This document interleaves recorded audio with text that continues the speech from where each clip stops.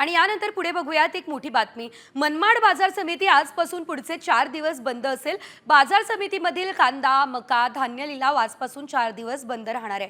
मार्च एंडिंगमुळे बँका बंद आहे। याशिवाय आगामी सणानिमित्त व्यापारी वर्गाच्या विनंतीनुसार बाजार समिती 2 एप्रिल पर्यंत बंद राहणार असल्याचं बघायला मिळतंय। कॉमस्कोर नुसार आता isakal.com आहे देशातील नंबर 1 ची मराठी न्यूज वेबसाईट। प्रत्येक अपडेटसाठी isakal.com ला नक्की भेट द्या।